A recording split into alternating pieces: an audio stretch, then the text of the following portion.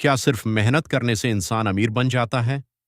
अगर ऐसा होता तो दुनिया के सबसे मेहनती लोग सबसे अमीर होते। लेकिन सच ये है कि अमीर बनने से पहले इंसान को अपनी सोच बदलनी पड़ती है, और यही सिखाती है नेपोलियन हिल की लेजेंडरी किताब थिंक एंड ग्रो रिच। ये सिर्फ पैसे कमाने की किताब नहीं है। ये किताब आपको सिखाती है कैसे सोच बदलकर पूरी जिंदगी बदली जा सकती है।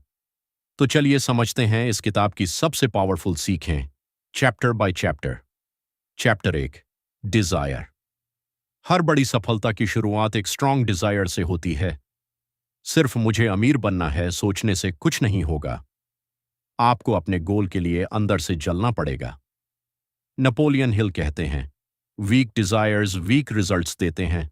सक्सेसफुल लोग अपने गोल्स को सिर्फ विश नहीं करते, वे उनके लिए ऑब्सेस्ड हो जाते हैं। अगर आपके पास क्लियर डिजायर नहीं है तो आपका दिमाग भी कंफ्यूज्ड रहेगा। इसलिए अपना एग्जैक्ट गोल लिखो। कितना पैसा चाहिए, कब तक चाहिए, और उसके बदले आप क्या देने वाले हो। यहीं से सफलता शुरू होती है। Chapter 2, faith. अगर आपको खुद पर विश्वास नहीं है तो दुनिया भी आप पर विश्वास नहीं करेगी। फेथ का मतलब सिर्फ पॉजिटिव थिंकिंग नहीं है। फेथ मतलब अपने गोल को इतना बार इमेजिन करना कि आपका सबकॉन्शियस माइंड उसे सच मानने लगे। अमीर लोग पहले अपने दिमाग में जीतते हैं, फिर रियल लाइफ में। इसलिए सक्सेसफुल लोग एफर्मेशंस बोलते हैं, विजुअलाइजेशन करते हैं, अपने गोल्स को रोज पढ़ते हैं, क्योंकि आपका माइंड वही बनाता है जिस पर आप बार बार फोकस करते हो। Chapter 3, auto suggestion. आप दिन भर खुद से क्या बोलते हो वही आपकी रियलिटी बनती है। अगर आप रोज कहते हो मैं नहीं कर सकता, मेरी किस्मत खराब है, मेरे पास पैसा नहीं टिकता, तो आपका ब्रेन उसी को सच मान लेता है। लेकिन अगर आप कॉन्शियसली अपने माइंड को ट्रेन करो तो आपकी थिंकिंग बदल सकती है। यही ऑटो सजेस्शन है। आपका सबकॉन्शियस माइंड एक गार्डन की तरह है। अगर आप नेगेटिव थॉट्स डालोगे तो नेगेटिव लाइफ ग्रो होगी। अगर पॉजिटिव बिलीफ्स डालोगे तो कॉन्फिडेंस और सक्सेस ग्रो होगी। Chapter 4, specialised knowledge.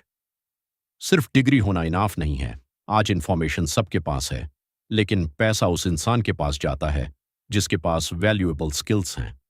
सक्सेसफुल लोग कंटिन्यूअसली सीखते रहते हैं।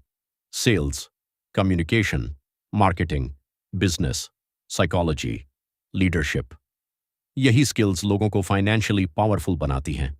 स्कूल आपको नौकरी दिला सकता है, लेकिन स्पेशलाइज्ड नॉलेज आपको फ्रीडम दिला सकता है। Chapter 5, imagination.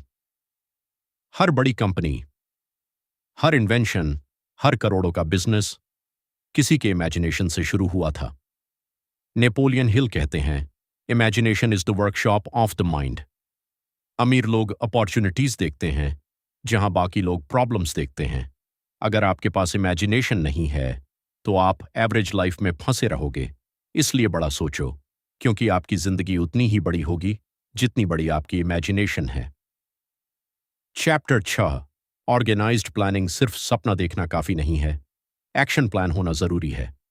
सक्सेसफुल लोग प्लानिंग करते हैं, एग्जीक्यूशन करते हैं, फेलियर्स से सीखते हैं और लगातार इंप्रूव करते हैं। अगर एक प्लान फेल हो जाए तो नया प्लान बनाओ, लेकिन गोल मत बदलो। Most people fail because they quit too early. Persistence he winners को अलग बनाती है। Chapter 7, decision. सक्सेसफुल लोग डिसीजंस जल्दी लेते हैं और स्लोली चेंज करते हैं। अनसक्सेसफुल लोग कंफ्यूज्ड रहते हैं, ओवरथिंक करते हैं और दूसरों की ओपिनियन से इन्फ्लुएंस हो जाते हैं। अगर आपको बड़ा बनना है तो डिसाइसिव बनना पड़ेगा, क्योंकि अपॉर्चुनिटीज हमेशा इंतजार नहीं करती। फियर ऑफ क्रिटिसिज्म लोगों को एवरेज बनाए रखता है। इसलिए अपनी लाइफ के डिसीजंस खुद लेना सीखो। Chapter 8, persistence.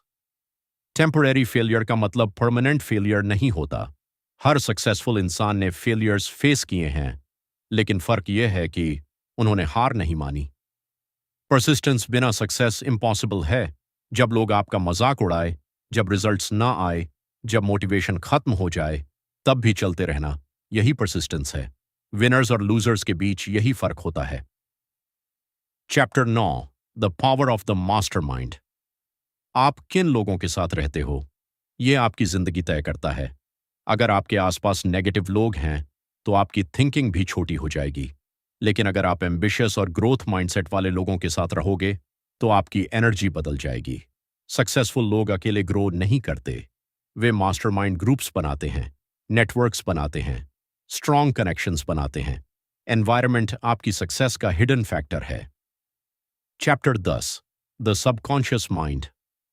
आपका सबकॉन्शियस माइंड आपकी जिंदगी सीक्रेटली कंट्रोल करता है। आप जो इमोशंस बार बार फील करते हो वही आपकी पर्सनैलिटी बन जाती है। Fear, confidence, love, stress, faith, सब सबकॉन्शियस में स्टोर होता है। इसलिए अपने माइंड को प्रोटेक्ट करो।